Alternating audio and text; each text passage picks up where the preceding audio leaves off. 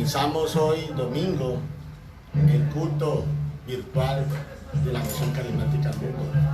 Culto especial, el cual Dios ha permitido que a través de esta tecnología podamos reunirnos como iglesia. Sabemos que esta no es la manera natural de reunirnos. Nosotros tenemos que volver a reunirnos en congregación, en iglesia, en templo, porque esa es la manera natural en que la iglesia debe ser.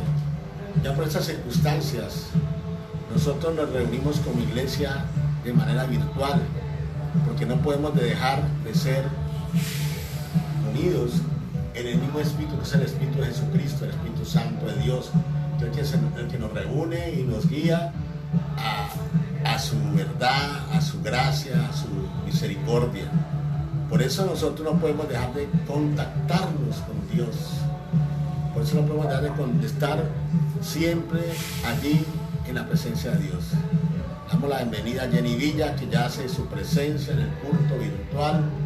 Está muy juiciosa Jenny, está todos los domingos y los miércoles y los sábados también. Gloria a Dios. Por eso debemos de estar siempre atentos al llamado que hace Dios a sus hijos y a sus siervos. Amén.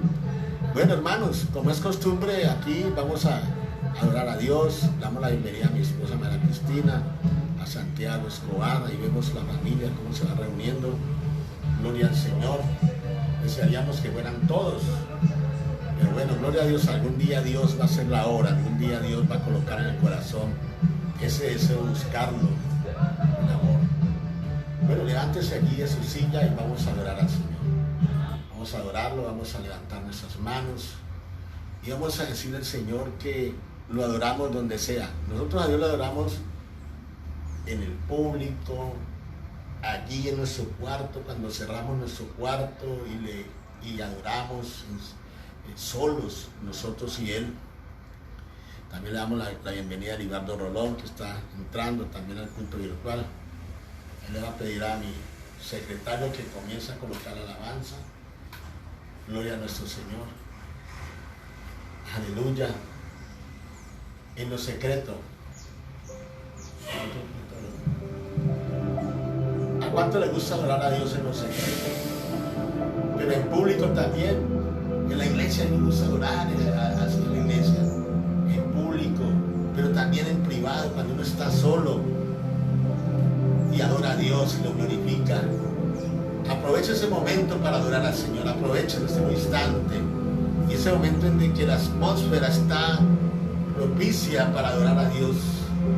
Aleluya. En lo secreto, contigo quiero estar. Quiero tener intimidad con tu verdad. En lo secreto, allí en tu altar, puedes abrir mi corazón y trabajar. Ahora mi interior, con tus manos de amor, solo busco ser más como tú. En mi habitación o en la multitud te adoro, en lo secreto te adoro. En mi habitación la multitud me rinde.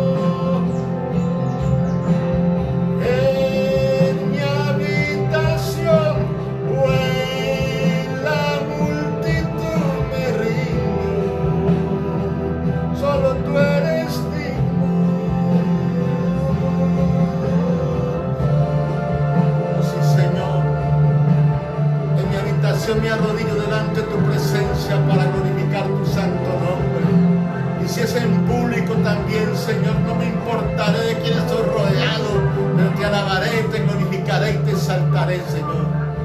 Aleluya. Yo te amo, Señor, y quiero expresarlo con mi amor, quiero expresarlo con mis alabanzas, con adoración, con cántico, con el fruto de mis labios, Señor. Mi habitación, en la multitud te adoro, en los secretos te adoro. En mi habitación, en la multitud me rindo, solo tú eres digno.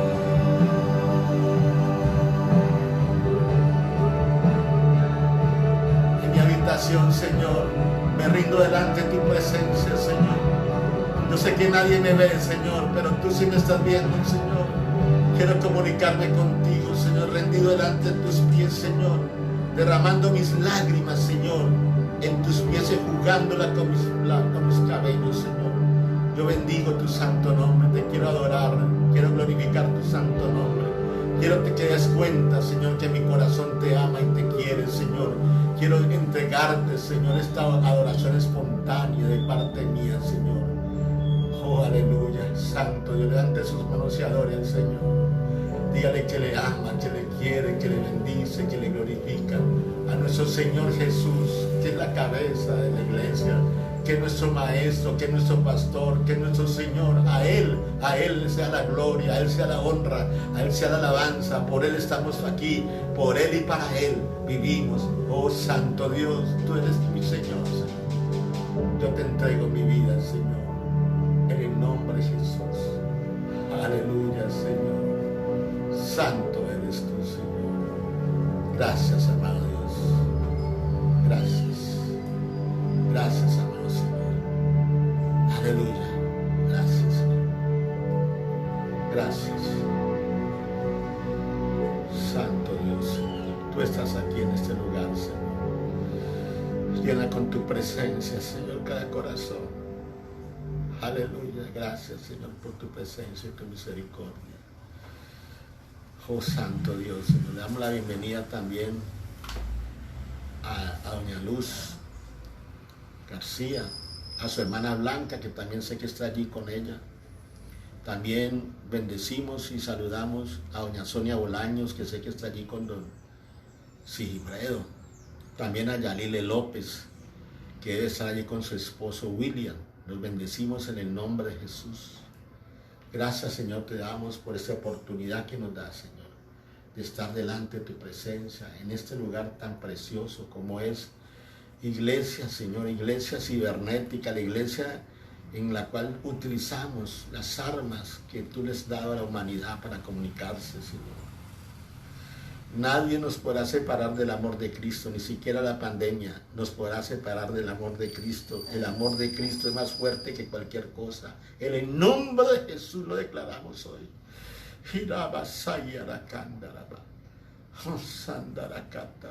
Gracias te damos, Señor. Bueno, hermanos, hoy vamos a hablar de algo muy álgido y muy... que de pronto... Han habido muchas discusiones. Ahora que estamos programando estos cultos virtuales, hay mucha gente, pues la mayoría de la gente no es conocedora de la palabra y impugnan y hablan mal de las iglesias, hablan mal de los pastores. Aún mismos cristianos, ¿no?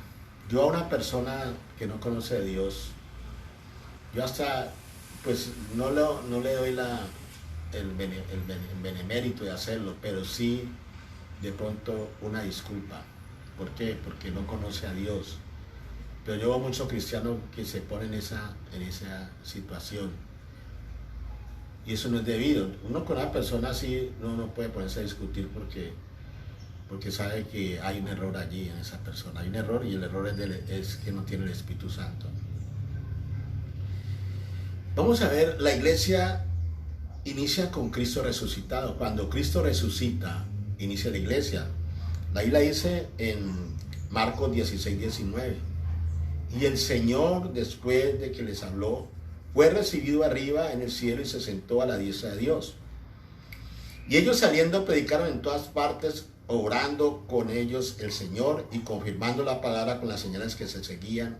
Amén. O sea, aquí comienza la iglesia. Desde allí comienza la iglesia.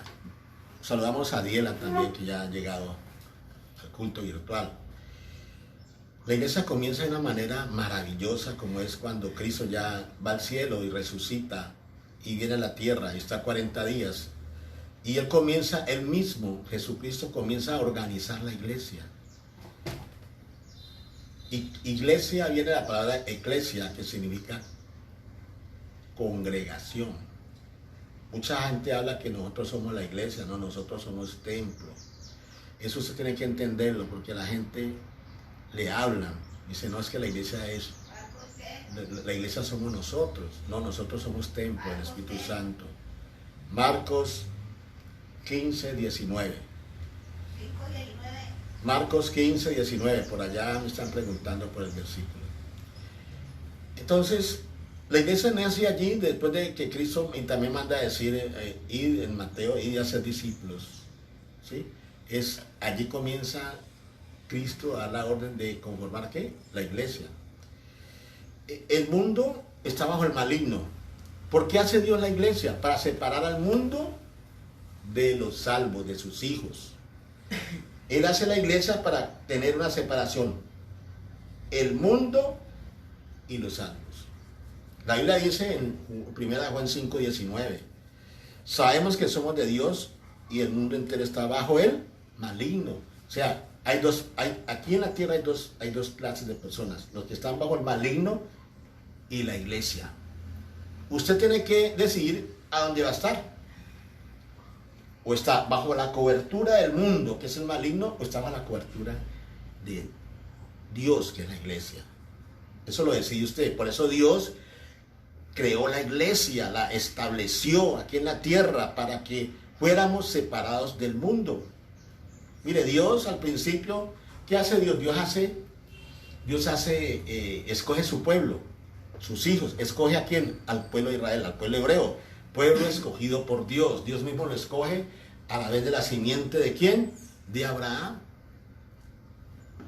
A través de Abraham nace el pueblo hebreo, en donde si usted lee la Biblia ve cómo recorre Abraham, las situaciones que tiene, todos los patriarcas, la función que hicieron cada uno de ellos en la vida cristiana. Y cómo llegan al punto del nacimiento de Cristo. Pero ¿qué pasa? El pueblo de Israel no le dio la talla a Dios. Porque dice la Biblia en Romanos que ellos se ensoberbecieron, se pincharon, se engrilleron y por eso Dios los sacó de su propósito. Pues no eternamente, pero en ese momento están por fuera de su propósito. ¿Por qué? Porque ellos en su orgullo, ¿cuál orgullo? Pues el orgullo que decían que ellos son los únicos hijos de Dios. Y entonces que ese orgullo y esa soberbia los ha hecho a ellos prepotentes delante de las más personas.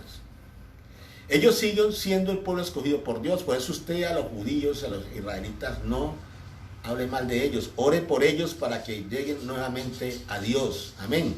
Porque hay mucho judío mesiánico, mucho judío que cree en Cristo. Pero Dios a través del pueblo hebreo comienza a colocar unas reglas, les da la ley. Le hagan mandamientos, ¿ya? Le da los mandamientos, dice la Biblia que él creó los mandamientos al pueblo de Israel fue para que el pueblo no se fuera más allá de los límites de lo que debían de ir. Para cuando llegara Jesucristo hubiera una oportunidad de arrepentimiento de ellos. Entonces al pueblo de Israel él le coloca normas, le coloca los 10 mandamientos y comienza a darle una manera para que se sostengan. ¿Cómo se van a sostener los judíos a través de la adoración a Dios? Él manda a hacer un arca para que estén adorando a Dios y Dios esté con ellos, su presencia esté con ellos a toda hora y a todo momento, porque Dios en el arca era que Él se manifestaba al pueblo de Israel. Pero Él coloca reglas y comienza a escoger determinadas personas para que fueran los que estuvieran a cargo de todo lo que tenía que ver con las cosas de Él, con el servicio de Él, con el culto, con la adoración, con el sacrificio, con la alabanza, con el arpa, con el címbalo, todo el cántico, con los acarreadores que llevaban en los hombros las cosas del arca cuando iba a ser transportada. Entonces Él escoge una tribu. Una tribu es una familia. ¿La familia de qué? De Leví. Saludamos al pastor Norbey García también, que está ahí ya entrando. Yo sé que Norbey está con la pastora Isalia. Ahí la saludamos. Dios me los bendiga. Y resulta que Él escoge al pueblo de Israel y le coloca las normas de alabanza, de adoración. Y escoge la tribu de Leví para que ellos fueran los que sirvieran en su templo. Bueno, pero habían 12 tribus, de las 12 tribus escoge una para servicio de las cosas de Él, de los sacrificios, de la alabanza, de todo lo que tiene que ver con Él. Pero esas personas no podían hacer nada más. Esas personas ni sembraban, ni cuidaban, ni tenían ganado, nada de eso tenían. No tenían hereda, no tenían tierras, no tenían casas. Sencillamente a ellos les tocaba vivir ¿de qué? De las 11 tribus, de los diezmos y las ofrendas que daban ellos. Ellos vivían de lo que dan los demás, porque ellos tenían todo el tiempo copado para trabajar en la obra de Dios. Saludamos también a Marisabel, a Jorge Peña, a Elvia Herrera, a mi esposa, gloria a Dios. Entonces, ellos trabajaban en la obra a tiempo completo. Luego, ¿de qué iban a vivir si ellos no trabajaban la tierra? Si ellos no tenían hacienda, si ellos no tenían ganado, pues a ellos los tenía que sostener los mismos hermanos de ellos de las otras tribus. Las otras 11 tribus que ofrendaban y daban los diezmos sostenían a los que trabajaban en la obra de Dios. Entonces se creó el diezmo, que era la 10ª parte para la obra del Señor. Ahora, el diezmo no es algo únicamente de Israel. El diezmo los babilonios diezmaban, ¿sí? Los griegos también una ley antigua en los cuales ellos diezmaban. Los romanos también impusieron diezmo, pero no era un diezmo religioso, sino un diezmo económico, un diezmo dado por el Estado para impuestos. Y hablaban de la 10ª parte. Luego, el diezmo es algo que no es nuevo. En ese momento los musulmanes también diezman. En ese momento los judíos diezman todavía. Entonces, él usa esta manera para poder sostener a quién, a los servidores de su templo. ¿Ya? O si no, ¿cómo se iban a sostener? ¿Cómo iban ellos a sostenerse si todo el día estaban ellos sirviéndole a Dios? Entonces, yo quiero que de pronto la gente, aquí se mete mucha gente que no conoce a Dios, que de pronto mucho religioso. Yo quiero que usted entienda eso. ¿Cómo se iban a sostener ellos si no trabajaban? Únicamente vivían era para servir a Dios. Eso es una alegoría a lo que sucede ahora, ¿no? Ahora también los fieles de la iglesia tienen que sostener los ministerios de una iglesia. A ver, yo le hago una pregunta a usted que está allí. Usted que criticaba el diezmo, ha criticado la ofrenda. ¿De qué puede vivir un pastor que todo el día está trabajando en la obra? Supongamos que yo no tuviera esa bendición que tengo. ¿De qué viviría yo si todo el día yo estoy en la obra? Yo desde que me levanto 3 o 4 de la mañana, estoy sirviéndole a Dios porque estoy orando por las personas. Y sigo la obra llamando, leyendo la palabra, metiéndome con Dios para que usted tenga un alimento fresco. cada vez que yo salgo acá. ¿Quién me puede sostener si únicamente trabajo es para la obra? ¿Quién me debe sostener? Me debe sostener la iglesia a la cual yo le sirvo. ¿Está claro eso o no está claro? Eso es claro. Entonces, Dios dice en la Biblia que la iglesia, en Colosenses 1:18 dice, y Él es la cabeza del cuerpo, que es la iglesia, el que es el principio, el primogénito de entre los muertos, para que en todo tenga la preeminencia. O sea, Él crea la iglesia, pero la cabeza de la iglesia, ¿quién es? No es el Papa. Yo una vez le digo, ¿usted pensó que era el Papa? Vuelves a sentar ahí en su puesto. Es Jesucristo. Jesucristo es la cabeza de la iglesia. ¿Y Jesucristo qué es? Jesucristo es el verbo. ¿Y el verbo qué es? El verbo es la palabra. ¿Qué guía la iglesia? La palabra de Dios. Es la palabra de Dios. Por eso en la iglesia no hay un hombre que diga yo soy el guía o el tutor de toda la iglesia. Damos una bendición, una bienvenida a Noelia Espina, que está en Venezuela. Gloria a Dios de Noelia.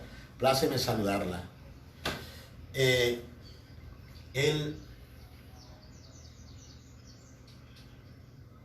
es la cabeza.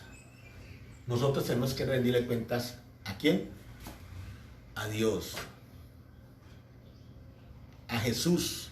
Es la cabeza. Mire lo que dice esta palabra que está en Juan 12:48. Vaya allí a Juan 12:48. Dice la Biblia: el que me rechaza y no recibe mis palabras, tiene quien le juzgue. La palabra que he hablado, ella le juzgará en el día postrero. A todos nos juzgará la palabra. Por eso es que usted tiene que ser, mire que allí no dice ni él mismo, sino la palabra que la palabra de Dios, la palabra que está en la Biblia. Por eso usted tiene que pegarse de la Biblia y no de la revelación que le da un hombre. Eso es las revelaciones que muchas veces le hablan a uno.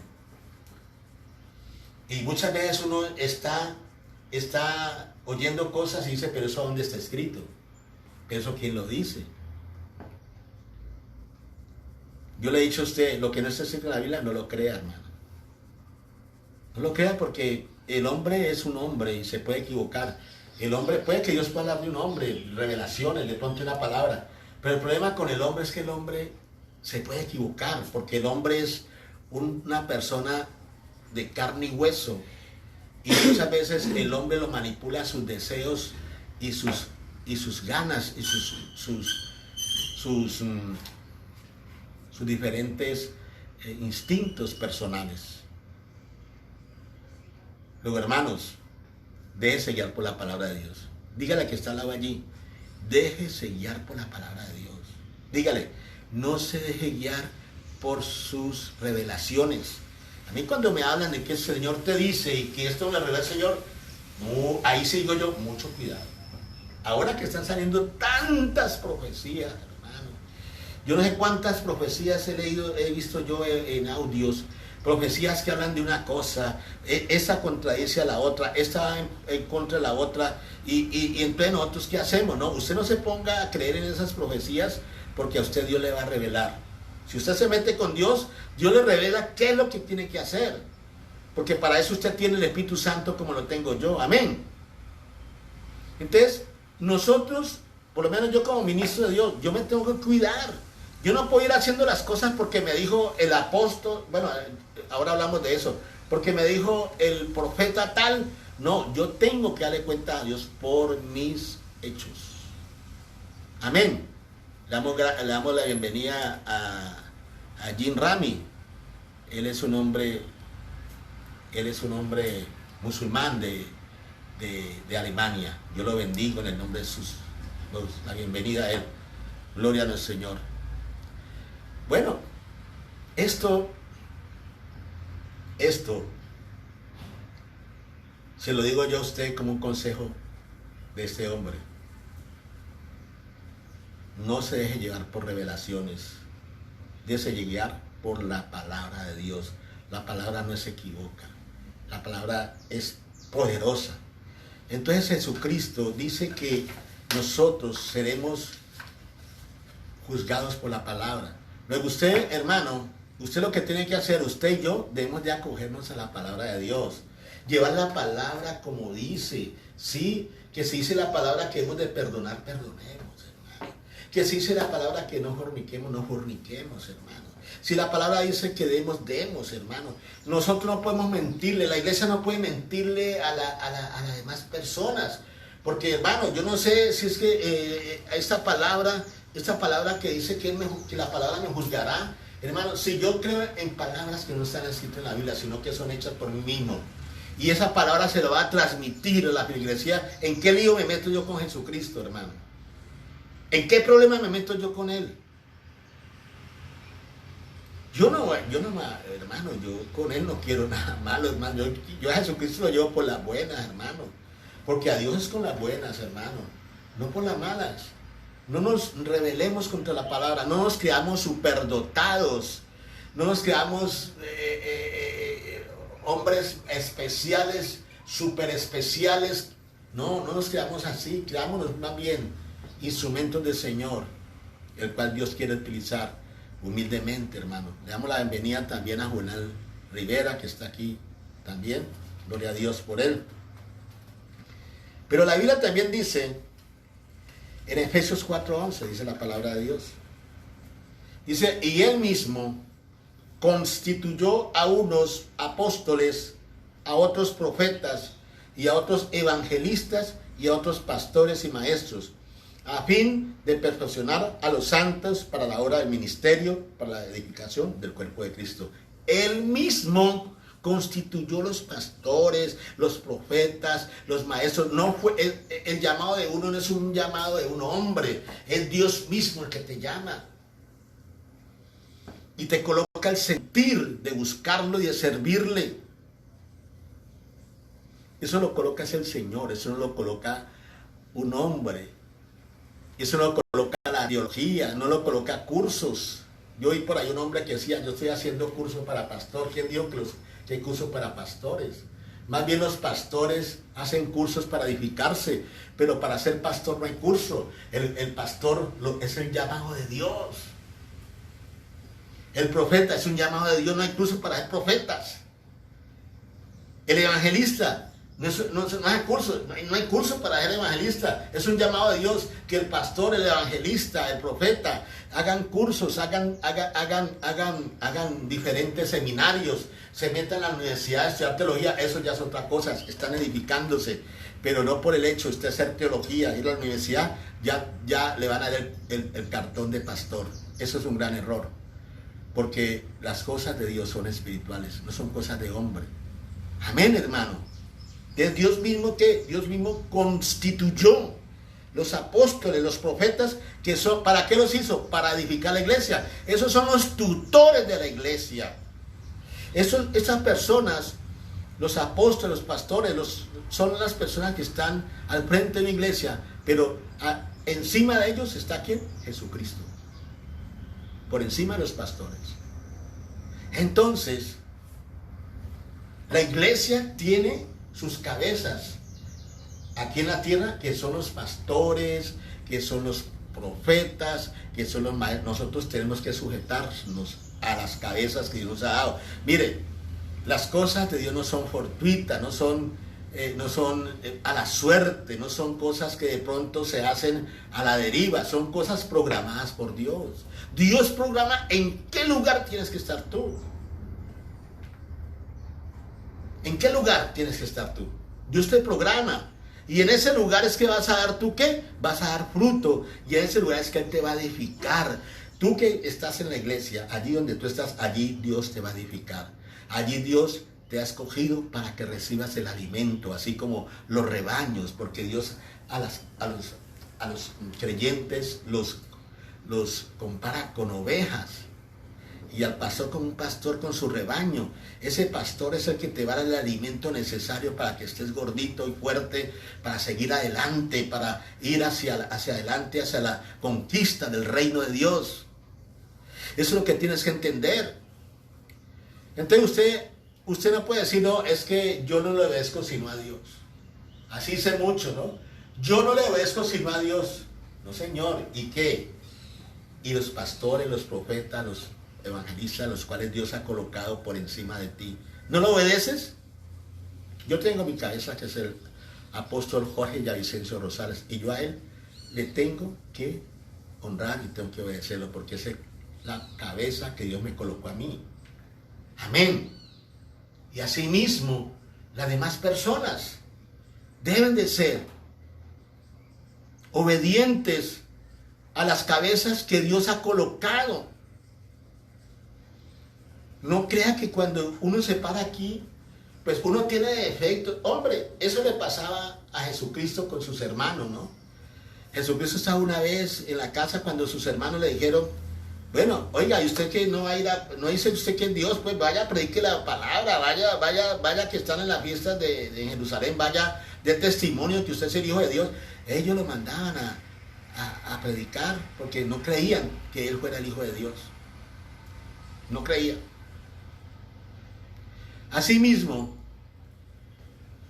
muchas personas piensan que el pastor es o el profeta o las personas que Dios ha colocado en una iglesia son ángeles sobrenaturales que no comen, que no sufren, que no lloran, que no tienen problemas, que no necesitan cariño, que no necesitan una voz de aliento, que no necesitan...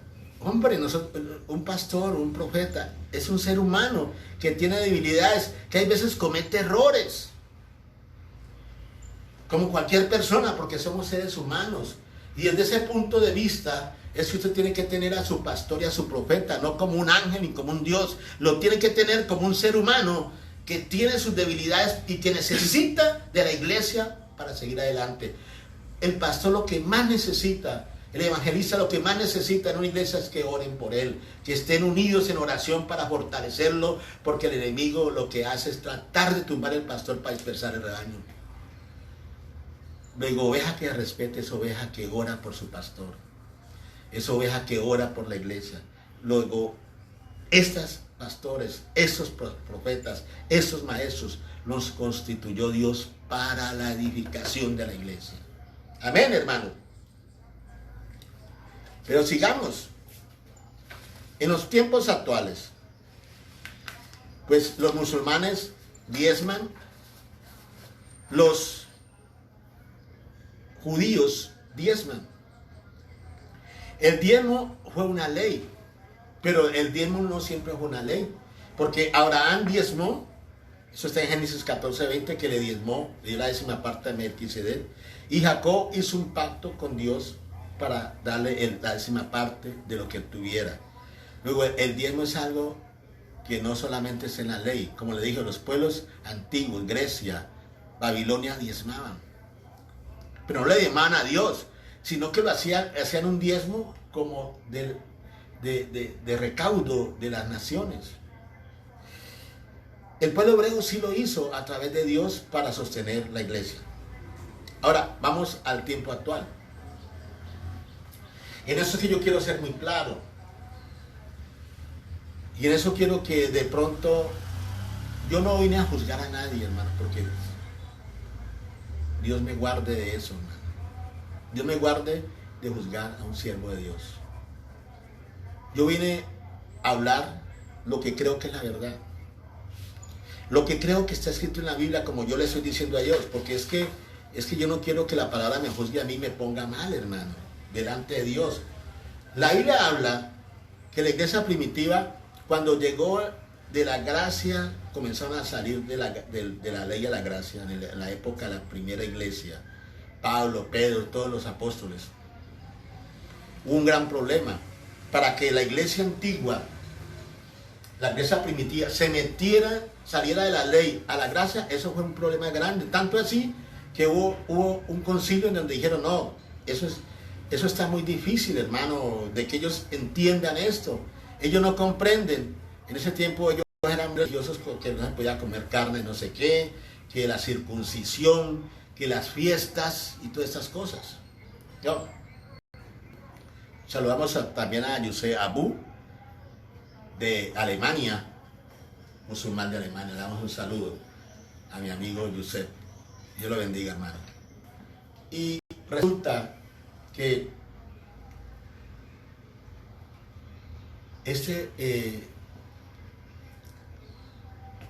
la iglesia primitiva no diezmaba. No nos metamos mentiras. Yo esto no lo puedo tapar, hermano. Yo no sé si de pronto me van a tildar de... No, que no me tilden nada. Yo estoy diciendo lo que dice la Biblia. Ellos no diezmaban, pero no quiere decir que el diezmo no se da. Vamos a ver. La iglesia primitiva no diezmaba. ¿Por qué no diezmaba la iglesia primitiva? Sencillamente porque el diezmo es una ley. Y ellos todo lo que era ley lo dejaron. Eso de las fiestas del tabernáculo, que todas esas fiestas ellos la abolieron. Ellos no volvieron a hacer esas fiestas. O lea los evangelios a ver si ellos hacen alguna fiesta de estas. No, ellos no hacen ninguna fiesta de estas, ni los tabernáculos, ni las fiestas de los panes sin levadura, nada de eso hacen ellos. Ellos hicieron eso hasta Jesucristo, ¿no? Cuando Jesucristo estaba vivo. Pero cuando ya Jesucristo muere y resucita, ellos no volvieron a hacer esto. Ellos no volvieron a hacer estas fiestas. Y yo veo ahora iglesias que celebran eso. Pues hermano, yo no creo que eso sea malo, ¿no? Que celebren esas fiestas, que la fiesta de las primicias, pero eso no está. Nosotros estamos en esa etapa, ya, nosotros vivimos en etapa. Esa etapa ya la pasamos nosotros estamos en otra cosa ya. Nosotros estamos en otra manera de vivir para Dios. No estamos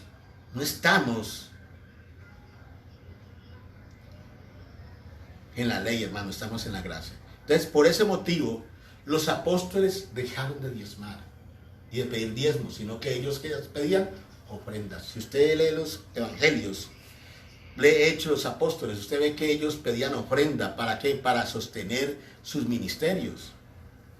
Ellos no hablan, en ningún versículo hablan de diezmo, de pedir diezmo, no, porque ellos no lo hacían precisamente porque ellos sabían que habían pasado la etapa de la ley y entraron a la gracia. El diezmo no se volvió a hablar nunca más del diezmo hasta el año siglo VI después de Cristo, donde la Iglesia Católica vuelve a imponer el diezmo con los fines lucrativos y codiciosos de ese tiempo, de los ávaros eclesiásticos de ese tiempo. Por eso se impone otra vez el diezmo. Y el diezmo, en ese momento, la Iglesia Católica no lo pide. La Iglesia Católica no pide el diezmo ya. Y habla de que eso está abolido. Entonces, ¿por qué la Iglesia cristiana?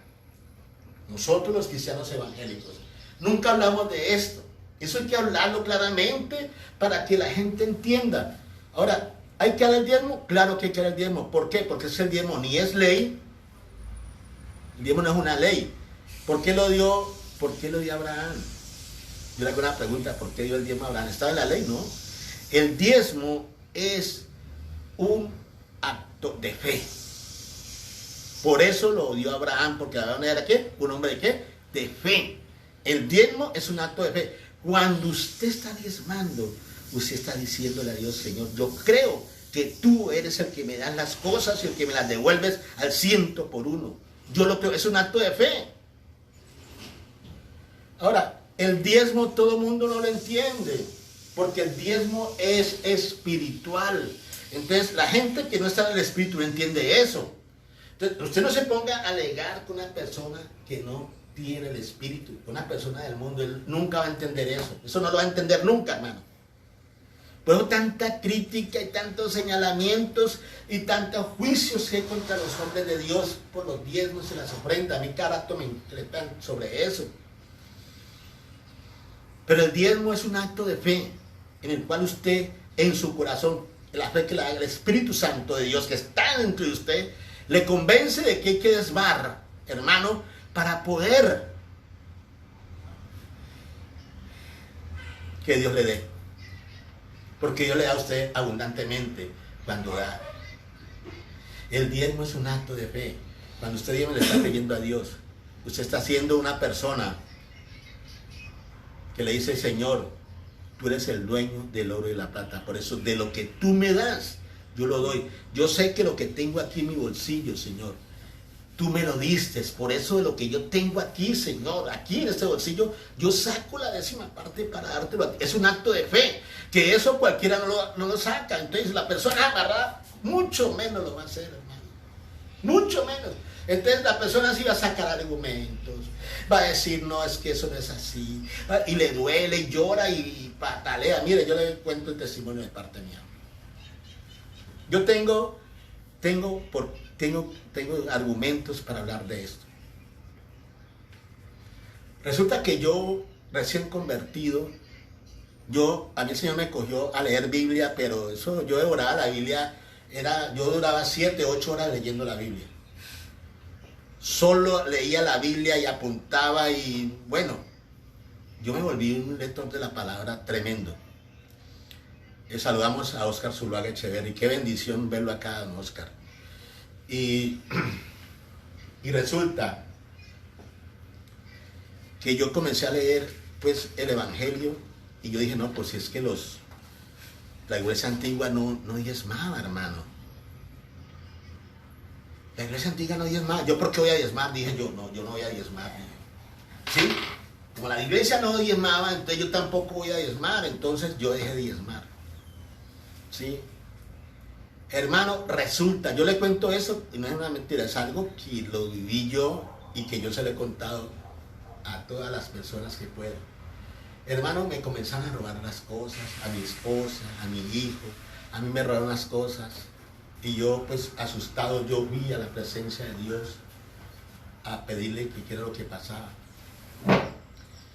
Y el Señor me habló del diezmo. Y entonces yo ahí, cuando Dios me dio la revelación de que el diezmo no es una ley, por eso los apóstoles no diezman, era porque ellos la ley la cogieron y la dejaron atrás. Pero no por ese hecho uno tiene que dejar de diezmar, porque el diezmo está en el espíritu que tenemos aquí adentro. Es el que nos guía a dar, porque cuando uno da, está sosteniendo a la iglesia. ¿De qué se va a sostener la iglesia si usted no da, hermano? Entonces es algo que sale al corazón de nosotros. Yo entendí eso, y desde ese día que Dios me reveló, me he convertido en diezmador. Siempre lo he hecho. Yo le indico a usted eso, pero la iglesia tiene que ser clara. La iglesia tiene que ser clara en ese sentido. Usted no puede decirle a la iglesia que si usted no diezma se va a ir para el infierno. Eso no es así, hermano. No es así, nosotros no podemos manipular a la gente. Porque acuérdense lo que dice la palabra, que por la palabra de Dios nosotros tenemos que juzgados. El diezmo lo coloca el Espíritu Santo. Una persona que no diezma, usted no lo obliga a diezmar, porque eso lo coloca el Señor. Usted dé la palabra y el mismo Dios se encarga de dar. Ahora, las personas se comienzan a hablar, a señalar y a juzgar las iglesias por la plata que reciben. Yo le hago una pregunta a usted.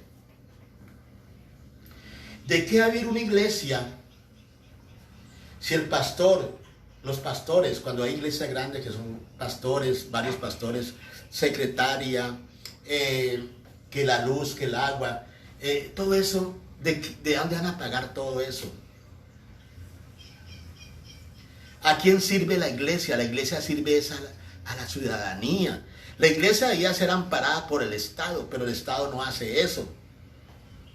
Entonces, ¿qué tiene que hacer la iglesia? Tiene que vivir de la misma gente que va a la iglesia. Ellos mismos pagan la comida y el arrendo y del sostenimiento del pastor y de la gente que trabaja en una iglesia. ¿Cuántos pastores hay aquí Hay pastores que tienen mucho dinero, mucho. Y no son más los que tienen mucho dinero que los que no tienen dinero. Es que la gente se fija en el que tiene mucho, que Dios lo ha bendecido, gloria a Dios. Pero no se fija en el pastor que muchas veces no puede comer una semana porque los diezmos y las ofrendas fueron muy pocas. En eso no se fija la gente. O no se fija en el pastor por allá, en el pueblito, en el Chocó, donde no puede, no tiene ni televisión, no tiene ni celular porque el dinero que gana no le da para comprar eso. Que tienen 3, 4 hijos y no tienen que comer. ¿Y qué es lo que están haciendo ellos? Están edificando una sociedad, hermano. ¿Y por qué tienen que criticarlos? Cada uno tiene que darle cuentas a Dios. Porque el diezmo no es para enriquecerse. El diezmo no es para enriquecer a ningún pastor. El diezmo sí se debe utilizar para vivir el hombre. Vivir dignamente. Pero la Biblia habla que el diezmo es el primero que todo para el mantenimiento del templo. Para el sostenimiento de los servidores del templo. Pero también habla de invertir en los pobres. La Biblia dice en Gálatas 2:10. Vaya allí al libro de Gálatas 2:10. Dice la palabra. Solamente nos pidieron que nos acordáramos de los pobres, lo cual también me apresuré a cumplir con diligencia. La iglesia de los pobres no se puede olvidar. La iglesia no puede hacer así con los pobres, no verlos. La iglesia tiene que velar por los pobres de su iglesia. No es que los va a mantener, no es que los va a sostener, pero sí estar pendiente de la persona que no trabaja, que es inválido, de la persona que no tiene cómo sostener un hogar. La iglesia tiene que estar pendiente y que es de testimonio. Hermanos, yo no estoy juzgando a nadie. El que juzga, ¿qué es? Le dijimos ahora, la palabra. La palabra es la que juzga. La Biblia también dice en 1 de Timoteo 5:10. 5:9. Dice, sea puesta en lista solo la viuda no menor de 60 años que haya sido esposa de un solo marido. ¿Puesta en lista de qué? De las ayudas. ¿A quién? A la viuda. Dice que no viudas jóvenes, sino viudas ya mayores de 60 años. Dice en el 10, que tenga testimonio de buenas obras, si ha criado hijos, si ha practicado la hospitalidad, si ha lavado los pies de los santos, si ha socorrido a los afligidos y si ha practicado tu buena obra. O sea, que sea una persona de qué? De testimonio. Esas viudas, la iglesia tiene que velar por ellas. Ay, ay, ay. Tremendo, ¿no? Una vida que haya enviudada en la iglesia, que sea una persona de testimonio, la iglesia tiene que mirar de qué manera le va a ayudar a esa mujer, hermano. O sea, que se envidió, no, allá usted con su problema. No, señor, no, señor. La palabra nos va a juzgar. Allí es cuando yo tengo que tener un corazón sensible y no pensar únicamente en el dinero, por lo menos en este tiempo. Claro, las iglesias están pensando en los arrendos, en los locales, en los servicios. Claro, hay que pensar en eso porque muchas iglesias no pueden pagarlo. Pero también hay que pensar en el pobre. Amén. También hay que pensar en la viuda. La Biblia dice, en 1 de Timoteo 5:17, dice la palabra de Dios. Los ancianos que gobiernen bien sean tenidos por dignos de doble honor. O sea, cuando habla de doble honor, habla de doble porción. ¿A quiénes? Los ancianos eran los servidores de ese tiempo de la iglesia. Ya mayormente los que trabajan en predicar y enseñar. Pues la escritura dice, no pondrás bozal al buey que trilla, y digno es el obrero de su salario. Al que sirve en la iglesia, cuando la iglesia tiene cómo pagarle, debe pagarle. Cuando es una iglesia que no tiene cómo le va a pagar. Hay iglesias que no pueden sostener un pastor. Muchas veces no pueden sostener otras personas. Luego, muchas veces tiene que ser esto, ¿qué? Voluntario. Pero cuando hay dinero, usted tiene que bendecir las personas que sirven a la iglesia. Amén. Saludamos a Cris Rami también. Gloria a Dios. Gloria, es musulmán también. Dios lo bendiga, hermano. También, hermano, la Biblia dice en el libro de Lucas 8:1. ¿Cómo cree que Jesucristo predicó el Evangelio? ¿Con qué dinero predicó Jesucristo? Llegó y le dijo, Señor, mándame dinero del cielo y le llegaran las monedas de oro del cielo. No. Aquí en la tierra hubo gente que le ayudó a Jesucristo a predicar el evangelio. O sea, el dinero es necesario para la evangelización. Y el dinero no se consigue únicamente en oración. El dinero tiene que darle al mismo fiel. Dios coloca el querer como le hacen las personas para que donen y para que el evangelio se pueda esparcir. La Biblia dice en Lucas 8:1, dice, y aconteció después que caminaba él por todas las ciudades, aldeas, predicando y anunciando el evangelio del reino de Dios, y los 12 con él. Y algunas mujeres que habían sido sanadas de malos espíritus y de enfermedades, María, que se llamaba Magdalena, de la cual habían salido 7 demonios, y Juana, esposa de Chuza, mayordomo de Herodes, y Susana y otras muchas que le servían, ¿qué? De sus bienes. Estas mujeres sostenían el evangelio, el ministerio de Jesucristo. Luego Jesucristo necesitó dinero para predicar el evangelio. Entonces, ¿cómo nosotros no vamos a necesitar el dinero para predicar? No para meterlo en el bolsillo, sino para sostener una iglesia. Entonces, eso es lo que yo quiero que usted entienda, hermano, o señor, que usted está metido acá, que de pronto no conoce del Señor. Que la iglesia necesita el dinero, no para enriquecerse, óigalo bien, porque la palabra que nos va a juzgar, bueno, yo hablo de esa palabra, sino para qué, para sostenimiento de la iglesia, o si no, ¿con qué vamos a sostenernos? Amén. Entonces, nosotros no podemos juzgar a nadie. Yo por lo menos no estoy juzgando a nadie. Yo sencillamente suelto la palabra para que cada uno vea qué es lo que tiene que hacer. Pero cada uno de nosotros tenemos que darle cuenta a Dios. La Biblia dice en Romanos 14:10, pero tú, ¿por qué juzgas a tu hermano? O tú también, ¿por qué menosprecias a tu hermano? Porque todos compareceremos ante el tribunal de Cristo. Porque Cristo está, vivo yo, dice el Señor, que ante mí se doblará toda rodilla, de toda lengua conocerá a Dios. De manera que cada uno de nosotros dará a Dios cuenta de Él. O sea, cada uno de nosotros, todos los pastores daremos cuenta de lo que hemos hecho aquí en la tierra. Yo me encargo de lo mío. Yo no puedo criticar a otro pastor porque hace esto, a otra iglesia, no. Ellos tienen que darle cuentas a Dios. Yo predico la palabra que a mí Dios me enseñó a predicar, pero yo no voy a meterme en líos juzgando las personas. Amén. Ni usted tampoco lo haga. No vaya a hacer eso nunca, de ponerse a juzgar a pastores o a iglesias porque no hacen lo que usted piensa que es. Sencillamente, usted haga lo que Dios dice y cada uno le dará cuentas a Dios. Nosotros no somos nadie para juzgar a nadie. Porque dice que con la vara que medís serás medido. Si tú juzgas, a ti también te van a juzgar. Amén. La Biblia también dice en 2 Corintios 5:10, porque es necesario que todos nosotros comparezcamos ante el tribunal de Cristo para que cada uno reciba según lo que haya hecho, mientras estuvo en el cuerpo, sea bueno o sea malo. Nosotros tenemos que comparecer al tribunal de Cristo, donde vamos a recibir, sea lo bueno o sea lo malo, de parte del Señor. Amén. Entonces usted preocúpese por hacer lo bueno. Las otras personas, Dios se encarga de juzgarlo con la palabra. Gloria a nuestro Señor.